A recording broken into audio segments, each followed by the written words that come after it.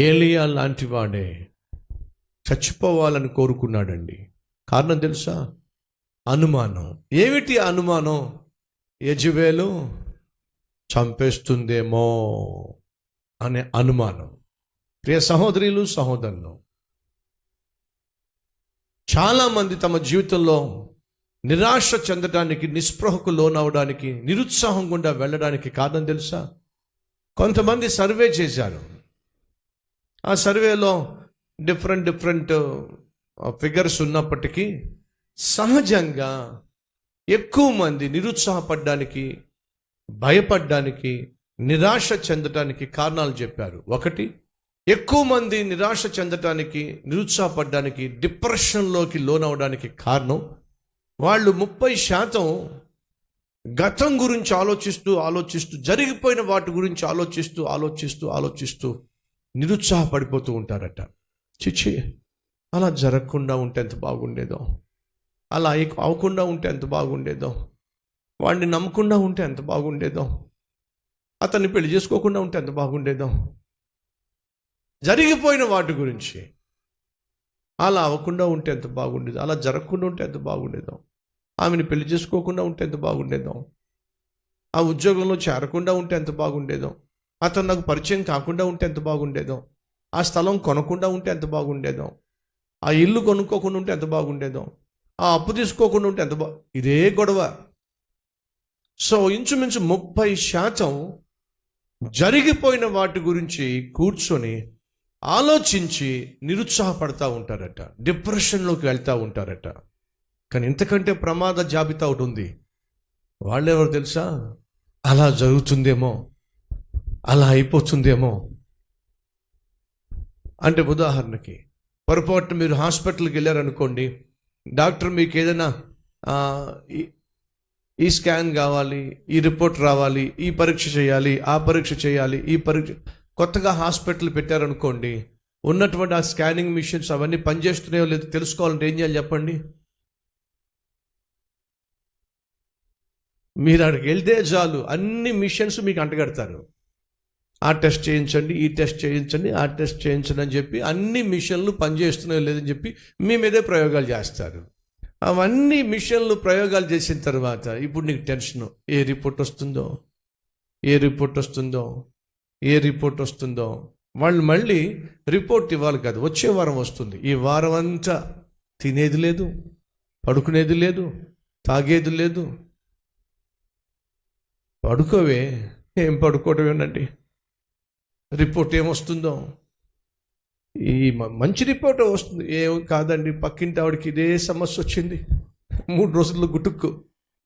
ఏమోనండి, అర్థం చేసుకోండి, జరగలేదు, ఏమీ కాలేదు. ఏమవుతుందో, రిపోర్ట్ ఏమొస్తుందో. ఎప్పటి నుంచో పిల్లలకు కావాలని ఆశపడితే కన్ఫర్మ్ అయింది. కన్ఫర్మ్ అయిపోయిన తర్వాత ఇప్పుడు టెన్షను. కూతురు పుడుతుందో కొడుకు పుడతాడో. ఈ లోపల పక్కింటి వాళ్ళు ఉంటారు ఎప్పుడు కూడా, అది కాదు వదిన, మేనరికం కదా. అవును, మేనరికమే. మా ఇంట్లో మా బంధువుల్లో మేనరికమే పెళ్లి చేసుకున్నారు. ఏమైంది? చెవు వినపడదు, నోట్లోంచి మాట రాదు, అన్ని యాక్షన్లే. ఇంకా అప్పటి నుంచి నా కొడుకు కూడా వినిపించదేమో, నా కూతురు కూడా మాట్లాడదేమో, నా కూతురు కూడా అంగవైకల్యంగానే పుడుతుందేమో, డాక్టర్ గారు డేట్ ఫిక్స్ చేసి పలానా తారీఖున డెలివరీ అంటే ఒక 1 వీక్ ఆలస్యం ఎంత బాగుండో. ఎందుకు చెప్పండి? ఏమో, ఎలాంటి కొడుకు పుడతాడో, ఎలాంటి కూతురు పుడుతుందో ఏమో, అనుమానం. దయచేసి గమనించండి, 60% మంది వాళ్ళ జీవితంలో భవిష్యత్తులో ఏం జరగబోతుందో, ఏం అవ్వబోతుందో దీంతోనే డిప్రెషన్లోకి వెళ్ళిపోతారు. ఈరోజు మన మధ్య ఎవరైనా ఉన్నారా? భవిష్యత్తులో ఏం జరగబోతుందో,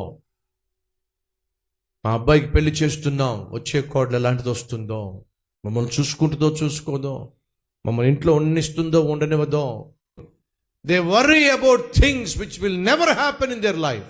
తమ జీవితంలో ఎప్పుడు జరగనటువంటి విషయాల గురించి వాళ్ళు చింతిస్తూ ఉంటారట. జరుగుతుందేమో,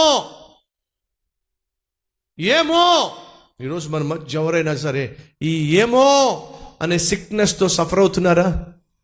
ఏమో అనే సిక్నెస్, ఏమో అనే వ్యాధి. ఏలియా ఆ వ్యాధితో బాధపడ్డాడు. ఏ వ్యాధి చెప్పండి? కొత్త వ్యాధి. ఏ వ్యాధి చెప్పండి? మీరు అందుకుని చెప్పాలి నాకు. ఏమో అనే వ్యాధి. మీరు రేపు వెళ్ళి అందరూ చెప్పండి, కొత్తగా ఒక వ్యాధి వచ్చింది. స్వైన్ ఫ్లూ కాదు, డెంగ్యూ ఫీవర్ కాదు, కొత్తగా ఒక వ్యాధి వచ్చింది. అది ప్రపంచమంతా చుట్టొచ్చేస్తుంది. ఏమిటా వ్యాధి? ఏమో.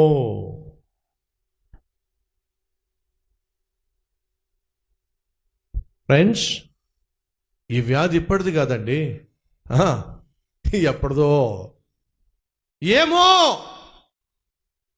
ఈ వ్యాధి ఏలియాకు వచ్చింది. అంటున్నాడు, ప్రభువా చచ్చిపోతానయ్యా, నా పితరుల కంటే నేను గొప్పనా? ఎంత గొప్పోడండి ఏలియా, ఎంత గొప్పవాడండి. దేవుని ఆత్మ గురించి మాట్లాడుతున్నప్పుడు, రోషం కలిగిన దేవుని ఆత్మ కలిగిన వ్యక్తి గురించి మాట్లాడుతున్నప్పుడు ఏలియా జ్ఞాపకం వస్తాడు. ఎందుకని? తన మాట ప్రకారము ఆకాశం నుండి అగ్ని కురిసింది.